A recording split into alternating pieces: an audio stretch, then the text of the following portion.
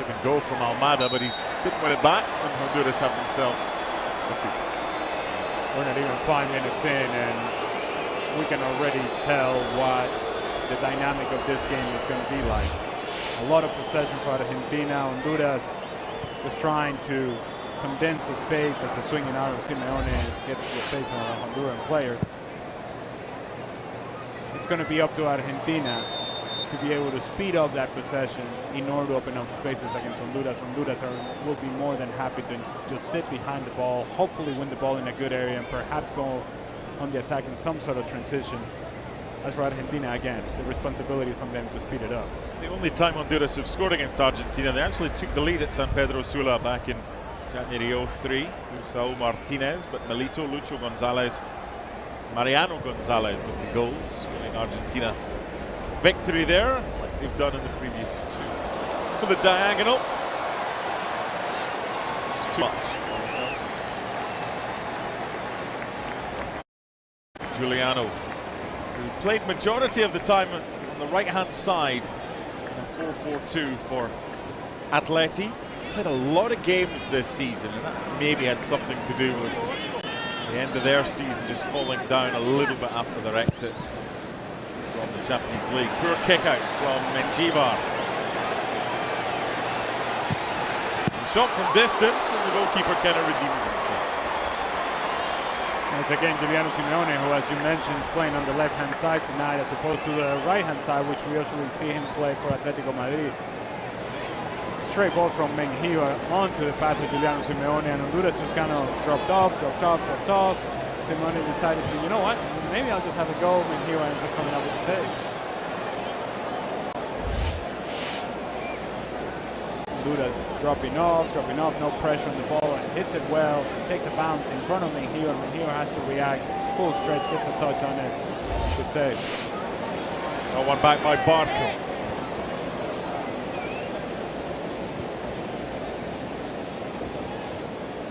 Sandro.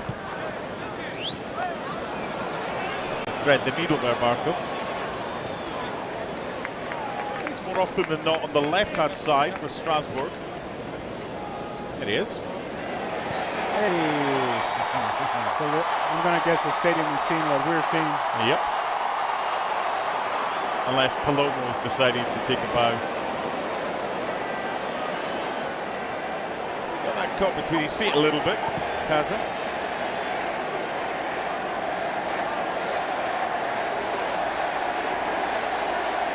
Nicely done. Thank you, Che. There were a few anxious people when Messi decided that he needed to be substituted playing for Inter Miami a couple of weeks ago. And for good reason. Of course.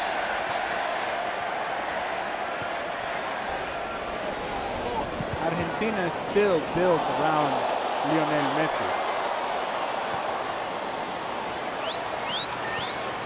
Celso for Giuliano. His pass doesn't get to its intended target. Again, he's heavily involved.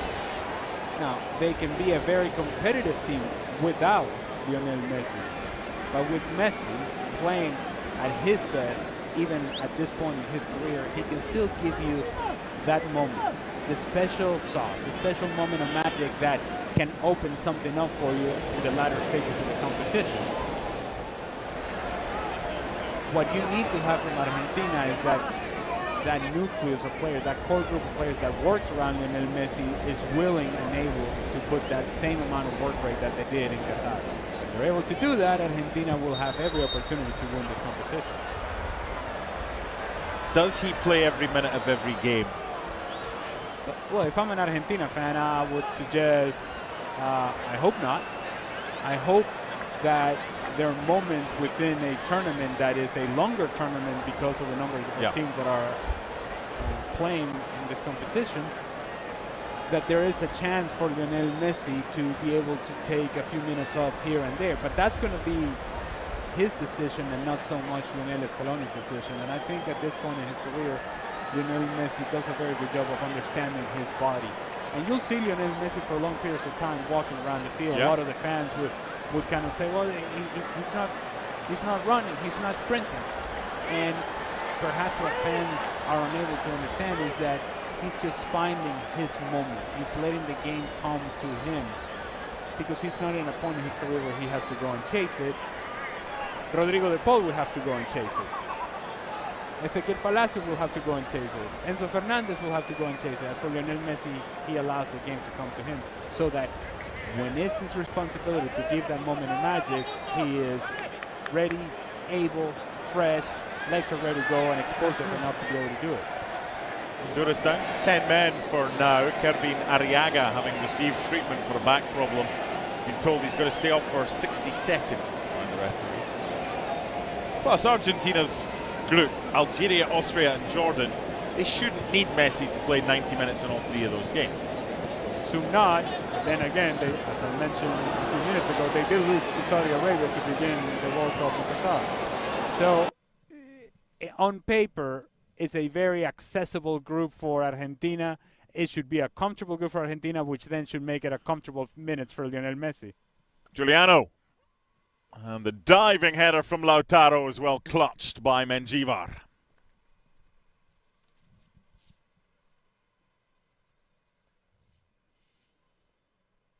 It's good build-up down the left-hand side. Good driving of the ball by Palacios. Brings his defender towards him. Good ball into the box. And Lautaro Martinez attacks it well. Hits it straight into the ground. And Mendjivar comes up with a save. Well, one back.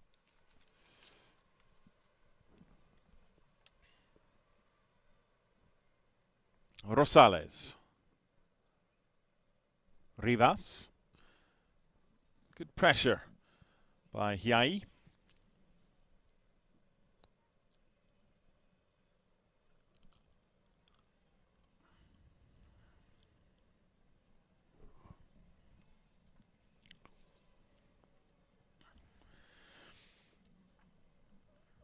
Interesting point you made about Argentina losing to Saudi Arabia. Then they went on to win the World Cup. In 3 of the last 4 World Cups, the defending champions haven't even got out the group. France, the exception. They made the final in Qatar. But prior to that, Italy, defending champions from 2006, didn't get out the group in 2010. Spain, defending champions from 2010, didn't get out the group in 2014. And Germany, defending champions from 2014, didn't get out of the group in 2018. Strange things can happen. They can. However, yeah, not that group. I am comfortable in suggesting that Argentina will get out of their group in this upcoming World Cup. Yes. This is Thiago Almada. He does thread the needle. Nice turn by Lo Celso. Hiai. Good block, but Lautaro at the second attempt. It'll be a corner. It could have been a lot worse for Honduras. Again, good build-up. Lo Celso does well in getting himself turned away from pressure, understanding where the space is and where the run is coming from Agustin Hiai. And from there, it's a good cross. It's good contact initially from Lautaro Martinez, well blocked from Honduras. And then I'm thinking Lautaro Martinez is looking at the uniform of Honduras and saying, yeah, that looks like our uniform. There you go, Lionel. Tap in. Oh. First corner.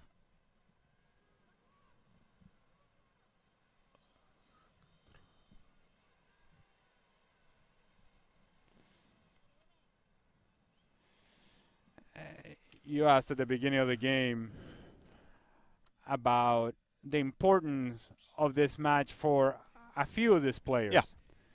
And if you go back to the 2022 World Cup, say a guy like Enzo Fernandez, he wasn't starting to begin with. They lose that initial game to Saudi Arabia, and some changes needed to happen for Lionel Scaloni, and he was one of those changes. And you think back to the sort of World Cup that he had. I wonder who the equivalent of that player is in this team currently that we're watching from Argentina. Who's that guy that is going to come in and make such a difference like Enzo Fernandez did or McAllister did in that World Cup for Argentina?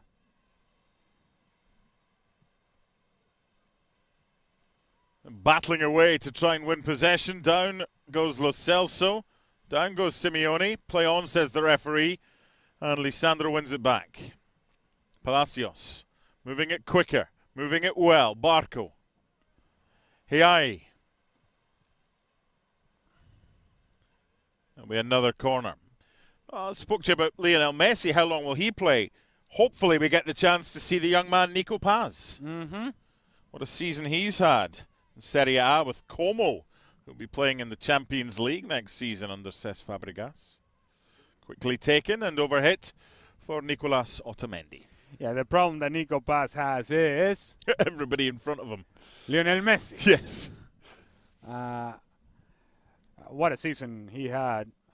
You mentioned for Como and the confidence with which he played, the creativity, productive, scoring goals, scoring big goals for Como, and just overall a source of creativity for that team in the attacking half. I'm just not sure as to how many productive minutes he will have during the World Cup if Messi is indeed playing the majority of those minutes. Good battling from Rigoberto Rivas, but he's not getting what he wanted, and that's a throw-in. Quarter of an hour gone, it's goalless, as expected. Most of the ball with Argentina, but no way through just yet beyond Mendjivar.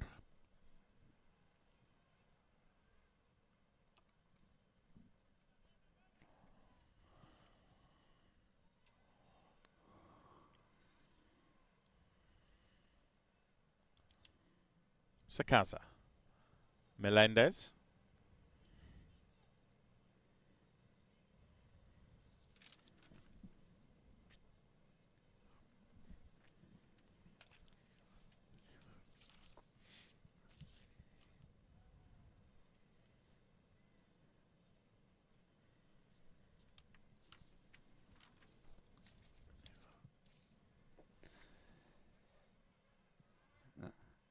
I know we've spoken quite a bit about Argentina, and you mentioned it briefly in the open about Honduras and how their qualification process fell apart towards the end. And you called it interesting. That's because you're a nice guy. The other way to describe it is a disaster. A disaster, a total collapse from Honduras late in the qualification process. And it wasn't just that they finished second in their group. Is that they didn't even qualify to the playoff. Yeah. Suriname. Let me repeat that. Suriname, they qualified to the playoff instead of Honduras because of goals scored. So the collapse was dramatic. And to make it even worse, when they were tying the game 0-0 against Costa Rica in the last day of qualification, they played for the draw thinking that that was going to be enough. Yep. They were wasting time late when they needed to score a goal in order to make sure that they qualified. They thought that they had secured the playoff. They certainly did not. So it was not only a collapse, but an embarrassing collapse at that. And one diagonal, and here's the opportunity for Rivas. Well defended.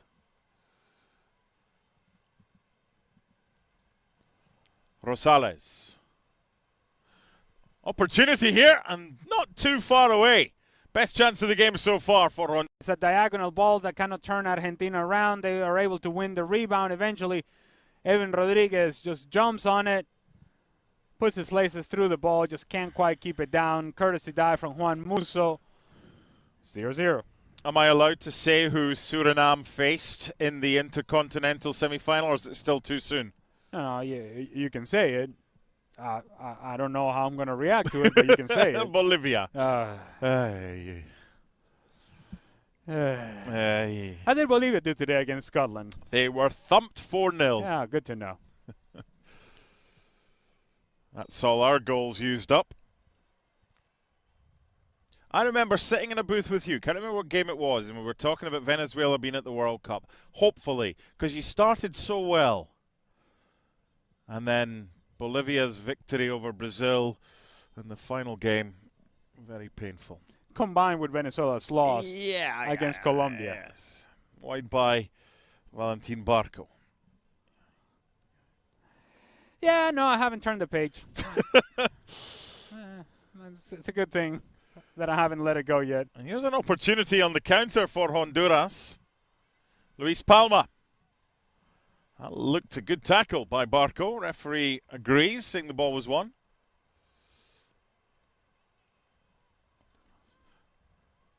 They've still got bodies forward, Honduras, so that could be problematic. Not a good ball in for Lautaro. And away comes Moncada. And I agree with Lautaro Martinez.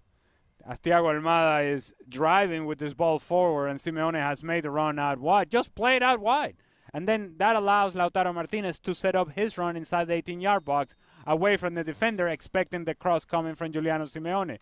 Thiago Almada decided to go with a ball squeeze between two defenders, and this is a good tackle from Valentin Barco, gets there in time, wins the ball back.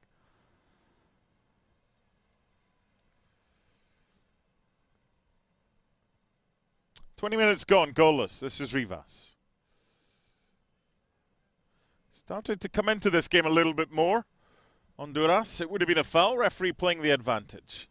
Now, Moncada with trickery and pace, but no end product there for Benguche. It's not the worst ball from Moncada. It puts it in between the defenders. It is then the responsibility of Benguche to try to split the defenders and get there ahead of Otamendi. He does not. It's going to be very difficult from Moncada from that sort of angle to get the ball around Otamendi and into the back post. Benguche could help him a little bit more. It was excellent close control to begin with by Lautaro. He feels he was fouled. He wasn't. Honduras come away with it and then give it away.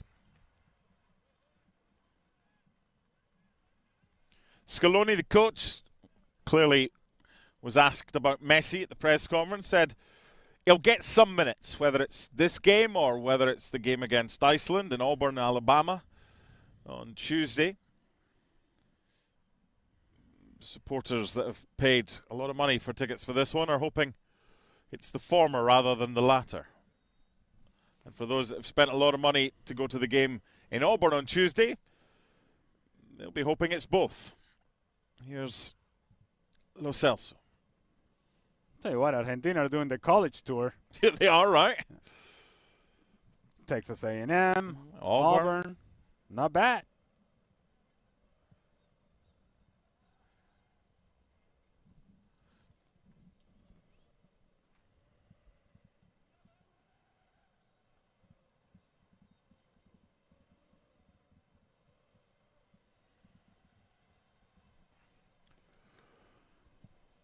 National teams in college towns.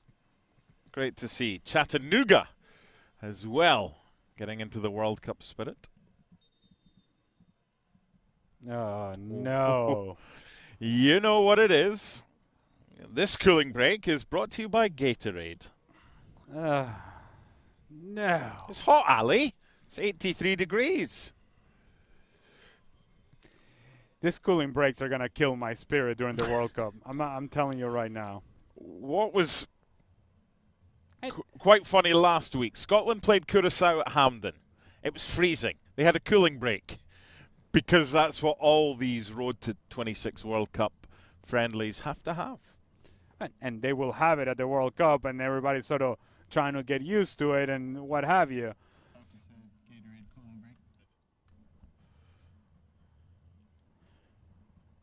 Oh, man. As a coach, instead of two halves, it's basically 4 quarters now. Does that change in any way your setup?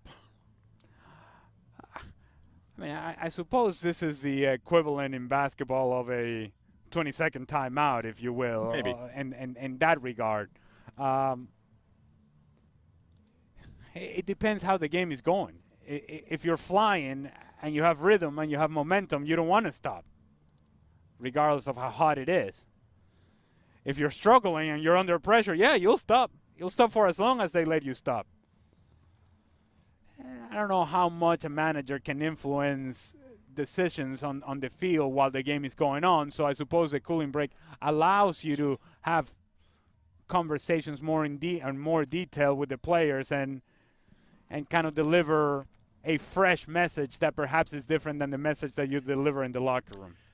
Yeah, it's a little easier when you've got a predetermined opportunity to deliver a message to everybody you want to, rather than, pass this note or speak to the guy on the far side, tell him I need that to happen.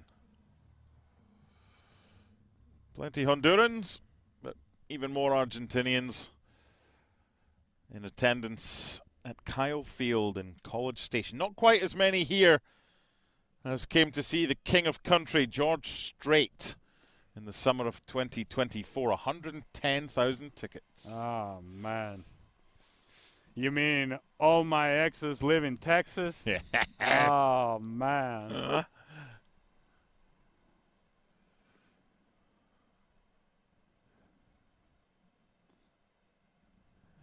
Lionel Messi and Cristiano Ronaldo will set the record of playing in 6 World Cups, which is quite incredible. I was doing a piece for ESPN.com with Craig Gordon, one of the 3 Scotland goalkeepers, who's the oldest player in the squad. And we were talking about Ronaldo, and we worked it out. Portugal have to get to the final in 2030 for him to become the oldest player ever in the World Cup by 6 days. He'll be 45 at the time. Nice little flick from Lo Celso. Hiai. Well dealt with by Rosales. A little bit of patience there from Agustin Hiai would have allowed him to see that while Valentin Barco had made that run in behind, that had taken a defender with Barco and had opened a pass into Lautaro Martinez, who had the inside position on the center back. You play that ball, hold up play for Lautaro Martinez, you follow your pass, and now you're cooking if you're Argentina.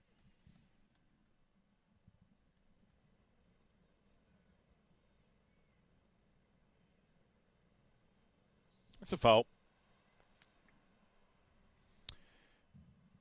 Remember a few months ago when there were questions because Lionel Messi refused to confirm that he would definitely be playing at this World Cup? Good to see him in the squad. There was never any doubt, though, was there? Well, no, but I would argue that after they won the World Cup in 2022, if there was a time to walk away from the national team, it would have been then. But once he started playing qualifiers and you're going to go through the struggles of qualifying and the long road that it is qualifying in South America and CONMEBOL, then the reason that he was going to put himself through that was because he was going to play in the World Cup. Otherwise, you say, muchachos, take care, buenas noches, I'll see you guys later. Lo Celso. Got 2 players making the same run there, Almada and Barco, but no harm done. This is Lisandro Martinez, Ezequiel Palacios.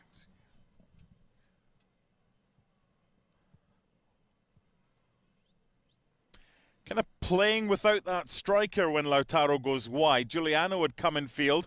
The cross-in's comfortable for Menjivar. I'm going to tell you, I'm not loving this Giuliano Simeone in the left-hand side. No, just looks wrong.